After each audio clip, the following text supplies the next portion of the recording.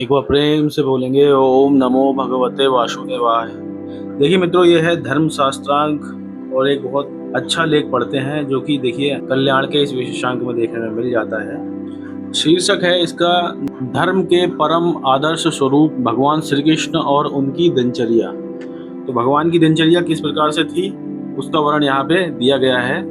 एक बार देखते हैं, तो पढ़ते हैं इस लेख के लिए। यहाँ पे देखिए, अचिंत्य गति भगवान श्री कृष्ण की महिमा वेदों पुराणों उपनिषदों एवं अनन्य शास्त्रों में बहुत प्रकार से गाई गई है।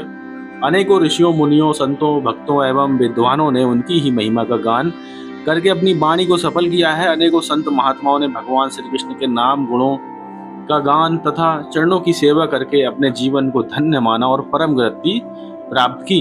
श्री कृष्ण द्वैपायन मुनि जो वेद व्यास जी हैं, स्वयं भगवान श्री कृष्ण के ही कलावतार हैं। उन्होंने महाभारत नामक इतिहास और श्रीमद् भागवत आदि पुराणों में भगवान की जिन रहस्यमय मधुर मनोहर लीलाओं का विशद वर्णन किया है, वे बुद्धिवादी लोगों के सूक्ष्म चिंतन की गति से परे हैं, परंतु श्रद्धालु भक्तों के लिए वे परमानंद प्रदायिनी है। भगवान की लीलाओं का गान भगवती शारदा देवी वीणा बजाकर कल्प भर करती रहती हैं। भगवान गणेश जी अपनी लेखनी से कल्पों तक लिखते रहे और भगवान शेषनाग अपने सहस्त्र मुखों से कल्पों तक गान करते रहे तो भी पार नहीं पा सकते।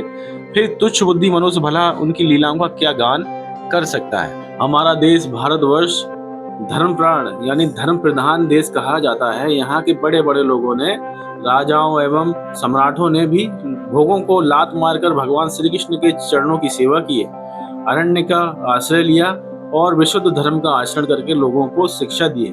भगवान श्री कृष्ण ने ही चतुर्वर्ण की सृष्टि की। उन्होंने ही चारों आश्रमों ब्रह्मचारी, गृहस्थ, वानप्रस्थ और संन्यास की स्थापना की और उन्होंने ही उनमें प्रविष्ट होकर तदनुकूल आचरण करके लोगों को समय समय पर शिक्षा दी।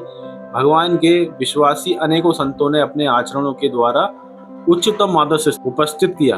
भगवान श्री कृष्ण ही धर्म के परम आदर्श स्वरूप हैं।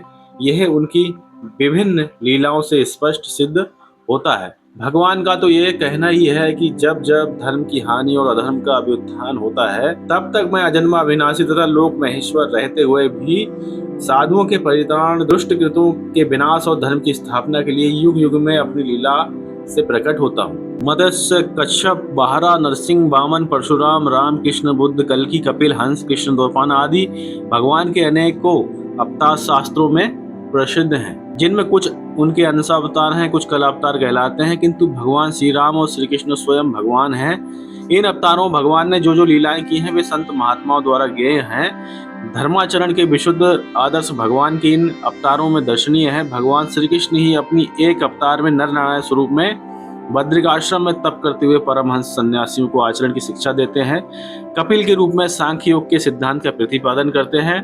परशुराम श्री राम और श्री कृष्ण के रूपों में अनेक असुर प्रकृति राजाओं तथा दैत्यों का दलन करते हैं, संतों की रक्षा करते हैं। बुद्ध के रूप में अवतार लेकर यज्ञ के अधिकारियों को यज्ञ करने से रोकते हैं। अपने विशुद्ध तर्क के द्वारा वे ब्राह्मणों के रूप में पैदा हुए राक्षसों को मोहित कर देते हैं।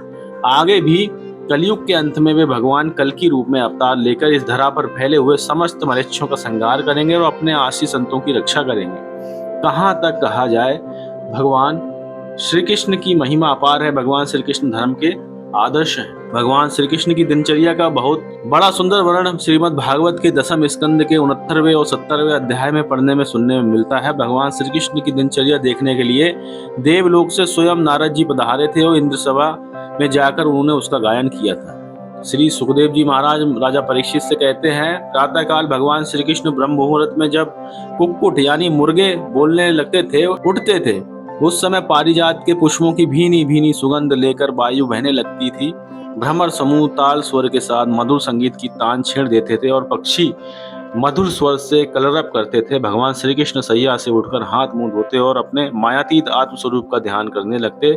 उस समय उनका रोम रोम आनंद से खिल उठता। इसके बाद विधि पूर्वक शौच आदि कृत्य समाप्त करके वे विधि पूर्वक निर्मल और पवित्र जल में स्नान करते थे। पश्चात शुद्ध धोती पहनकर चादर ओढ़कर यथाविधि नित्य कर्म संध्या वंदन आदि करते थे। उसके बाद हवन करते और मौन होकर गायत्री का जप करते थे। तदनुसार सूर्योदय के समय सूर्योपासना करते और अपने कला स्वरूप देवता, ऋषि तथा पितरों का तर्पण करते थे। इसके बाद कुल के बड़े बूढ़ों और ब्राह्मणों की विधि पूर्वक पूजा करते थे। तदनंतर परम मनस्वी भगवान श्री कृष्ण दुलार पहले पहले ब्याही हुई बछड़ों वाली सीधी शांत 13,084 गौओं का दान करते थे। उन गौओं को सुंदर वस्त्र मोतियों की माला पहना दी जाती थी। सींगों में सोना और खुरों में चांदी मढ़ दी जाती थी। भगवान श्री कृष्ण ने इस प्रकार ब्राह्मणों को वस्त्र अलंकारों से सुसज्जित करके रेशमी वस्त्र, मृग चर्म और तिल के साथ प्रतिदिन गौएं दान करते थे। तदनंतर अपनी विभूति रूप गौ, ब्राह्मण, देवता, कुल के वयोवृद्ध, गुरुजन और समस्त प्राणी को प्रणाम करके मांगलिक वस्तुओं का स्पर्श करते थे।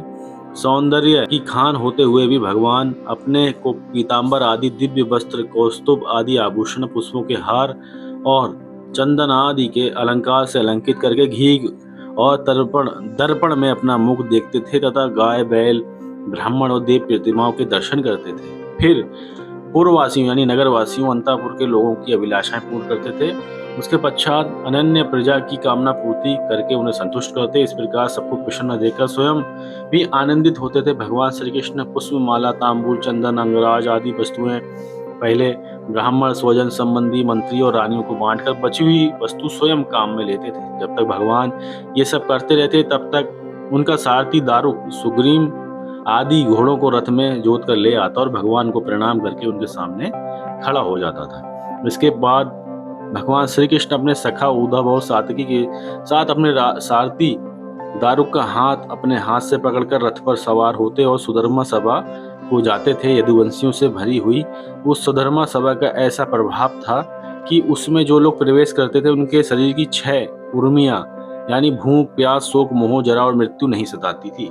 इस प्रकार भगवान श्री कृष्ण अपनी 16,108 रानियों के महलों से अलग अलग निकलकर एक ही रूप में सुधर्मा सभा में प्रवेश करते और श्रेष्ठ सिंहासन पर विराजमान होते थे। उस सभा में नट, माधव, सूत, बंदीजन भगवान की विभिन्न लीलाओं का बखान करके नाचते गाते और उन्हें प्रसन्न करते थे। मृदंग, वीणा, पखावज, बांसुरी, छाछ और शंख आदि बजते थे। कोई कोई व्याख्या कुशल ब्राह्मण वहां बैठकर वेद मंत्रों की व्याख्या करते और कोई श्रेष्ठ ब्राह्मण शास्त्रों पुराणों की कथाएं कहते। कोई श्रेष्ठ ब्राह्मण पूर्वकालिक पवित्र कीर्ति नरपतियों के चरित्रों का बखान करते थे। इस प्रकार भगवान श्री कृष्ण यदुवंशियों के बीच में अपने ब्रह्म को छिपाकर श्रेष्ठ मनुष्यों के धर्म का आचरण करते थे।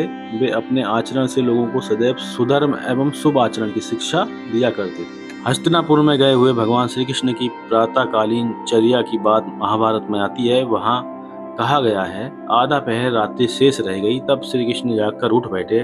तदनंतर वे माधव ध्यान में स्थित हो संपूर्ण ज्ञानों को प्रत्यक्ष करके अपने सनातन ब्रह्म स्वरूप का चिंतन करने लगे। फिर अपनी धर्म मर्यादा तथा महिमा से कभी च्युत न होने वाले भगवान श्री कृष्ण ने सैया से उठकर स्नान किया। पश्चात गुण गायत्री मंत्र का जप करके हाथ जोड़े हुए वे अग्नि के समीप बैठ गए। वहां अग्निहोत्र करके अनंतर भगवान माधव ने चारों वेदों के विद्वान 1,000 ब्राह्मणों को बुलाकर प्रत्येक को 1,000 गौएं दान दी और उनसे वेद मंत्रों का पाठ एवं स्वास्थ्य वाचन करवाया। इसके बाद मांगलिक वस्तुओं का स्पर्श करके भगवान ने स्वच्छ दर्पण में अपने स्वरूप का दर्शन किया। ये पैराग्राफ मिलता है महाभारत शांति पर्व अध्याय 53 का है ये वाला। उसके बाद भगवान श्री कृष्ण के दिव्य जन्म, दिव्य कर्म, उनकी मुनि मन मोहिनी लीला और महिमा का कोई पार नहीं पा सकता। वे ही धर्म के मूल है, वे ही धर्म रक्षक है, वे ही धर्माचरण करने वाले हैं। वे अकारण करुणा में भगवान श्री कृष्ण कलिकाल से गृहस्थ हम मूल मनुष्यों का उद्धार करें और विश्व में बढ़ते हुए अधर्म के प्रभाव को सुखाकर धर्म की सुधा धारा बहा दे, यही प्रार्थना है। बोलिए श्री कृष्ण महाराज की जय। तो इस प्रकार से ये लेख यहाँ पे मिल जाता है कि भगवान श्री कृष्ण महाराज की दिनचर्या कैसी थी। और यहीं पे अगर आप देखेंगे तो एक पेज ये भी है कि भगवान श्री रामचंद्र जी महाराज और उनकी दिनचर्या कैसी थी। तो यहाँ पे 2 लेख इस प्रकार से मिल जाते हैं जो कि आपको मिलेंगे धर्म शास्त्रांग के अंतर्गत। तो एक बार प्रेम से बोलेंगे ओम नमो भगवते वासुदेवाय।